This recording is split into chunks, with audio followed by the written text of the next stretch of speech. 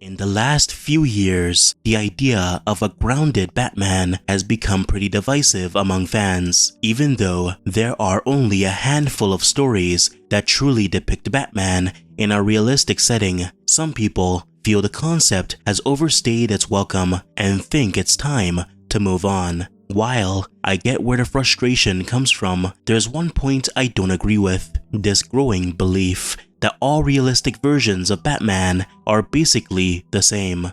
They're really not. Sure, they all start with the same core idea: what if Batman existed in the real world? But the way each version explores that idea couldn't be any more different. Nowhere is that more obvious than when you compare Christopher Nolan's Batman to Matt Reeves. People need dramatic examples to shake them out of apathy, and I can't do that as Bruce Wayne. As a man, I'm flesh and blood. I can be ignored, I can be destroyed, but as a symbol, I can be incorruptible. I can be everlasting. Christopher Nolan's take on Batman feels like what would happen if you plucked the comic book Batman, ninjas, gadgets, rooftop chases and all, and dropped them into a world that mostly obeys the rules of our own. On the surface, it looks grounded: real cities, real tech, real politics. But this is still a world that has to bend around Batman to make him fit, and Nolan's solution is clever. He justifies Batman's more outlandish elements with exaggerated but plausible explanations. She was built as a bridging vehicle. During combat, two of these would jump over a river towing cables. The Batmobile, a failed military prototype. The Batsuit, failed experimental armor from Wayne Enterprises. His skills, learned from a shadowy ninja clan that has been around for centuries. It walks the line between fantasy and realism, just believable enough for us to buy into it. What's really clever is that Nolan doesn't try to make Batman more ordinary. He makes the world more extraordinary to justify Batman, and that allows him to keep the mythic energy of the character without going full comic book. Gotham is not just a city, it's a pressure cooker for ideology. Every villain that rises up in the trilogy is a reaction to Batman's existence. Joker tries to expose the fragility of morality. Two-Face believes in the power of random chance, and Ra's al Ghul believes in creating balance through violence. These aren't just criminals, they're statements, symbols clashing against each other. It's all a reflection of Nolan's central theme: the power of a symbol to inspire change, for better or worse. The vigilantes. No.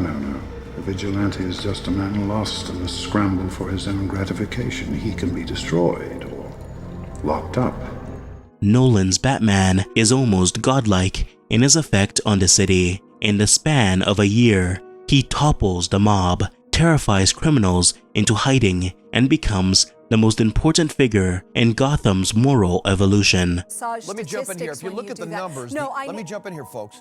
If you look at the numbers, the incidences of violent crimes, sex crimes, robberies, assaults, even organized crime activities, have declined in the last several months alone. Someone's doing something right out there. Ms. Worthington? Yes, that's right, and that someone is Batman. Now, since he's appeared in Gotham, I can honestly tell you that the lives of my clients have changed tremendously. But that influence comes with a price. Every action he takes escalates the world around him. The message is clear. Symbols are powerful, but they're also dangerous. They inspire, but can also provoke. That's the beauty of Nolan's version. It never pretends Batman is just a guy in a suit. He is a legend, a symbol carefully curated by Bruce Wayne to strike fear and hope in equal measure. And while the film insists on showing us how all this could technically work in our world, the real purpose of that realism is to make the myth more acceptable. It's not about being realistic, it's about feeling real enough to believe what's going on while presenting us with the most ridiculous concepts out there. The truth is, Nolan's world isn't realistic at all. We've got microwave emitters that vaporize water instantly, a prison pit in the middle of nowhere, masked revolutionaries who take over an entire city with a nuke, and crazy clowns who somehow outsmart the entire police force. But it feels real because the world building is tight, the tone is consistent, and the films treat its ideas seriously. The fantasy is wrapped in enough logic to keep you from questioning it. Nolan asked the question, what if a legend like Batman had to exist in our world? What would the world look like to allow that? It's about giving the world of the films and the characters as much weight and validity as they would if your source material were not a comic book. I think for me, it was trying to figure out what it would be to be this guy for real. Like, this is such a crazy idea. As Robert said, it's not a normal thing to do. And so to try to delve into that psychology and trying to find the way in which you can put yourself into that character's sort of pain and that person's obsession. What I'm doing is my family's legacy. If I can't change things here, if I can't have an effect, I don't care what happens to me. If Nolan's Batman was about the power of a symbol, about how one mythic figure can push a city to evolve, inspire change, and even shift societal order, then Matt Reeves' Batman is the complete inverse. Reeves isn't interested in Batman as a symbol of transformation. His version of the character is not about what Batman does for Gotham, it's about what Gotham does to Batman. This is a Batman defined not by myth, but by personal obsession, not by theatricality, but by emotional vulnerability. There's no legend here, no ninja society giving him ancient wisdom, no military R&D division handing him gadgets. Reeves' Bruce Wayne does not have the luxury of a world that alters itself to make his existence possible. Instead, he exists within a world that feels broken, violent, and indifferent, and he must adapt to justify himself in this world. His Batman isn't justified by heightened villains or grandiose conspiracies. He's just a man trying to rationalize his trauma in the only way he knows how. Nolan's Bruce becomes Batman because he sees the potential of a symbol to inspire fear and change. Reeves' Bruce Wayne becomes Batman because he doesn't know what else to do with his grief. It's less about hope and more about control, about giving structure to something that doesn't make sense. Everything in this version reflects that stripped down, personal, and grounded reality. I like that you can see the construction. It's not like it's alien technology or like repurposed super high-tech military technology. Like he's built it himself in his basement. The Batmobile is just a muscle car. The suit is put together armor thrown together with real-world riot gear and bulletproof plating. His gadgets are either home-built or repurposed from stuff you can buy online.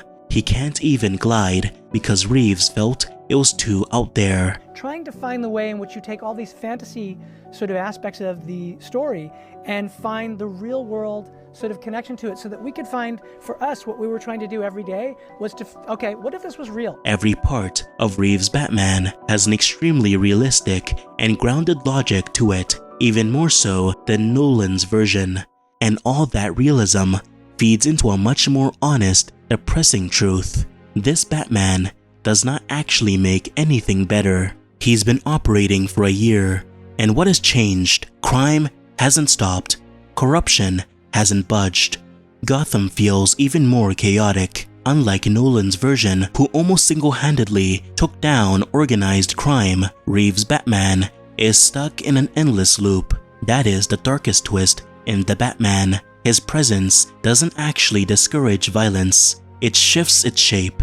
Copycats appear, not to fight crime, but to create more of it. Gotham takes his message of vengeance and uses it to rationalize their own violence against people in a society they believed wronged them.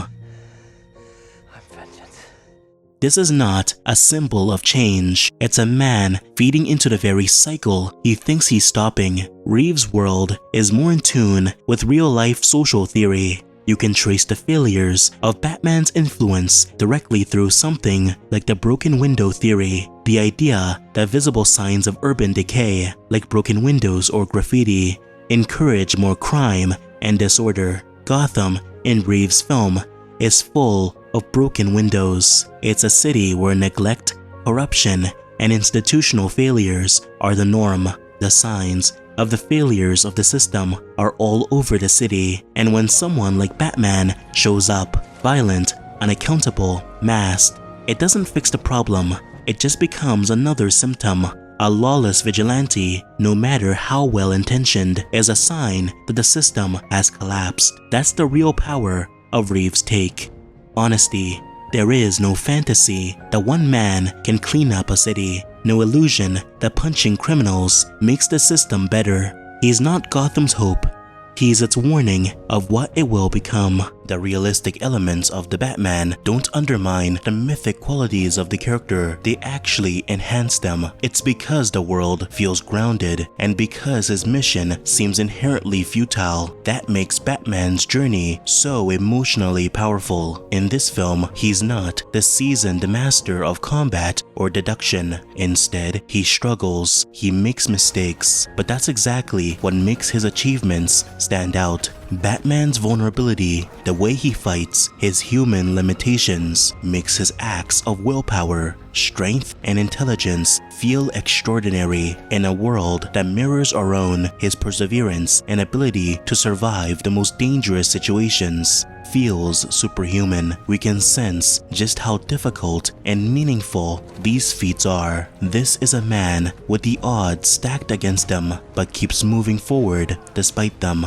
By the end of the film, Batman is not elevated to a symbolic figure of change in the same way Nolan's trilogy framed him. Rather, his ability to endure grief, to push through pain, and transform becomes Gotham's inspiration. His example can lead the city to confront its own wounds and move forward, no matter how difficult the path. While Nolan's Batman explores how a man becomes an everlasting symbol, one capable of transforming a city through myth and legacy. Batman could be anybody.